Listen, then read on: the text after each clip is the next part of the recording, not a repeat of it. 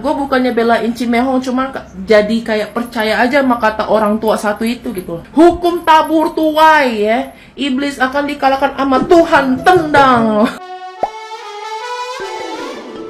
Kisru soal dugaan pemerasan yang diduga dilakukan Code Blue nampaknya sampai ke telinga Cimehong. Sosok Code Blue memang baru-baru ini terlibat konfrontasi dengan Cimehong setelah Code Blue mereview lapis legit milik Cimehong. Bukan itu saja, Code Blue juga turut memberi reaksi terhadap konten Selici yang menemukan serangga dalam kue bika Ambon Cimehong. Imbasnya, Cimehong sempat meradang hingga memblokir media sosial Code Blue. Kini, Cimehong kembali muncul di hadapan publik dan nampak lebih girang dibanding biasanya. Seperti yang terlihat dari video terbarunya, dengan baju orange menyala ditambah kacamata hitam besar, ia diduga menyindir Code Blue. Dalam videonya, Cimehong sembari menginformasikan barang dagangannya habis. Cimehong menyebut pandangannya gelap. Ia pun menyebut jika permintaan maaf dengan menggunakan kacamata merupakan tindakan yang tidak benar, sehingga disebut Cimehong si tukang kritik agar melakukan permintaan maaf lebih tulus pada orang yang sudah tersakiti. Melihat Cimehong menyindir pedas Code Blue, tidak sedikit netizen yang budiman turut berkomentar pada video itu. Kebanyakan dari mereka mengaku setuju dengan tindakan Cimehong selama ini.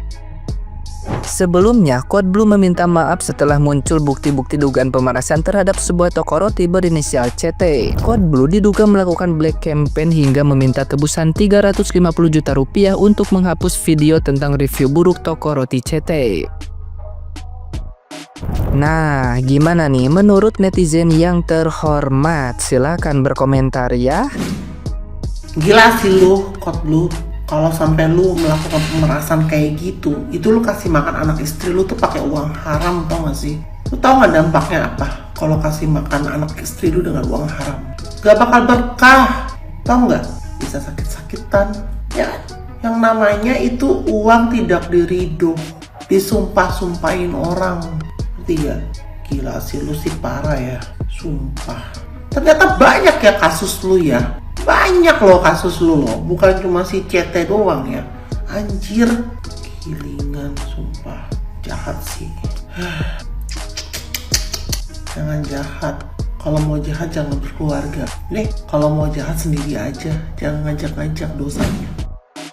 Gue rangkum sedikit ya, mungkin banyak yang nggak ngerti kasusnya tuh kayak gimana. Ringkasnya, si Code Blue ini ada nge-spill keburukan dari brand kue CT. Dia bilang si CT ini kalau ngasih kue ke panti asuhan tuh kayak kue basi. Dari pihak CT-nya ngubungin Code Blue kayak minta di take down videonya. Si Code Blue nawarin record ke brand CT itu dengan nominal 350 juta untuk menjadi food consultant, tapi kayak beberapa konten lah. Padahal sebenarnya konten awal dia yang ngejelek-jelekin brand CT ini itu adalah karangan dari anak buahnya si CT ini. Karyawan CT ini ada melakukan korupsi, terus akhirnya dikeluarin dari kantor, dia nggak terima, akhirnya dia selipin kue basi untuk yang dikirim ke panti asuhan, dan dia ngaduin hal itu ke Code Blue. Yang gue bingung, platform TikTok dengan follower 1 juta lebih, tapi lo tidak meng-cross check ulang ke brand yang bersangkutan. Lo hanya denger dari oknum. Yang gue nggak nyangka adalah lo minta red card untuk apa yang lo mulai duluan. Gue nggak tahu ya ini termasuk pemerasan atau bukan, tapi etika lo tuh nol besar sih. Dan cara minta maaf lo tuh menurut gue kurang ya. Ya gue berharapnya ada tanggung jawabnya lah. Jangan lo udah lempar bom ke dia tapi lo sembunyi tangan, lo cuma say sorry doang tapi lo nggak tahu tuh brand berdarah-darah. Menurut gue kalau lo mau lama di bidang ini dan lo dapetin respect dari masyarakat, minta maaf dan bertanggung jawab. Dari kemarin tuh gue tuh pengen nanggepin drama food blogger ini gitu ya. Udah drama skincare, sekarang drama food blogger. Allah, drama semua ya. Sekarang lagi hotnya siapa? Code Blue ya. Terbukti berita hoax kan soal bakery CT menyumbangkan roti basi ke panti. Udah pada nonton belum video minta maafnya Code Blue? Dengan entengnya dan tidak merasa berdosa itu, masih bisa ketawa lagi.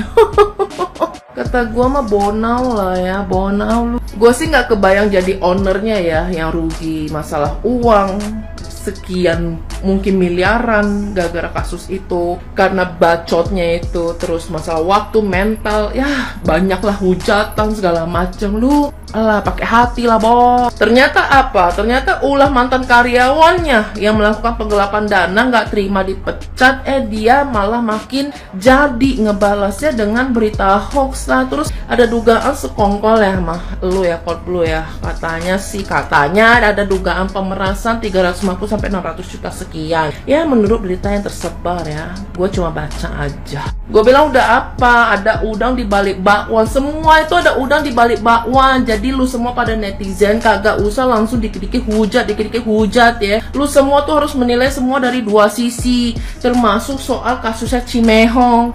Gue kemarin udah tanggepin juga, gue bukannya belain Cimehong, cuma jadi kayak percaya aja sama kata orang tua satu itu gitu. Hukum tabur tuai ya, iblis akan dikalahkan sama Tuhan tendang.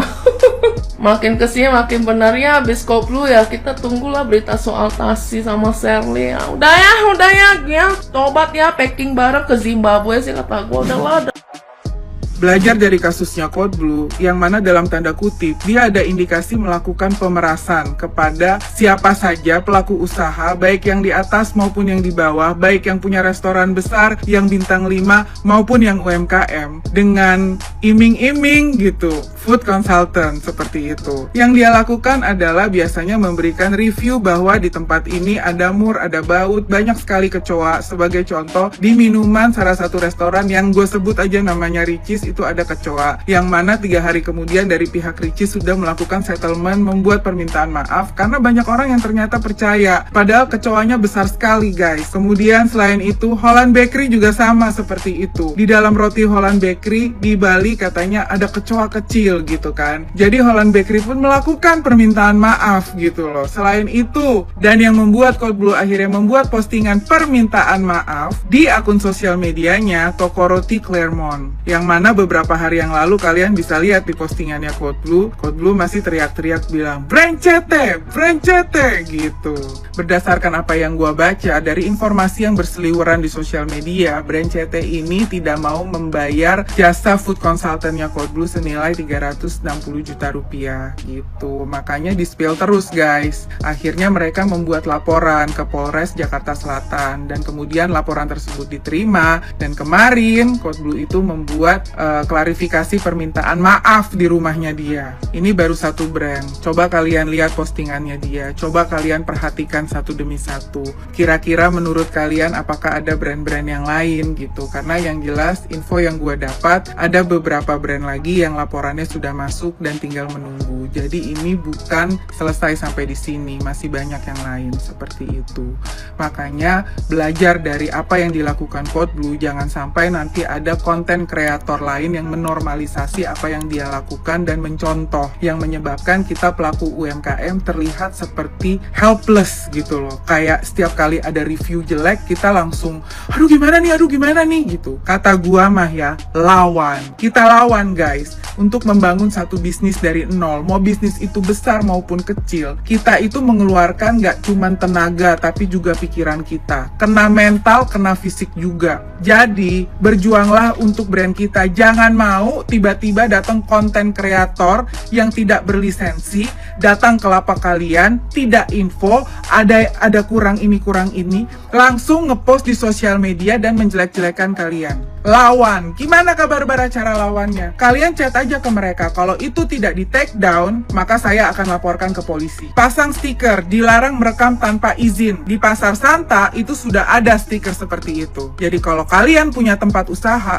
taruh stiker itu. Dilarang merekam dan memvideokan tanpa izin. Walaupun apabila ada orang yang merekam, ya monggo silakan gitu ya. Tapi apabila nanti ada review negatif tanpa mengkonsultasikan terlebih dahulu dan tabayunkan dahulu dengan kalian bisa melaporkan itu, oke? Karena kalian sebagai pemilik usaha, kalian berhak untuk membuat aturan usaha di tempat usaha kalian sendiri. Itu namanya house rules, aturan kalian. Kalian mau buka tempat itu jam 10 pagi, jam 10 pagi kalian buka. Jangan ujuk-ujuk ada orang datang jam 9 ngamuk-ngamuk, gedor-gedor minta buka pintu nggak dibukain, dia langsung menjelekkan kalian. Tidak bisa. Itu adalah lapak kalian, itu ruang kalian, itu tempat usaha kalian, hak kalian, itu kalian yang mengatur. Dan kalian bisa menolak customer. Kalau kalian gak suka sama orang tersebut dan kalian ngerasa gua gak mau melayani dia, itu hak kalian. Itu house rules kalian. Paham ya? Sampai di sini.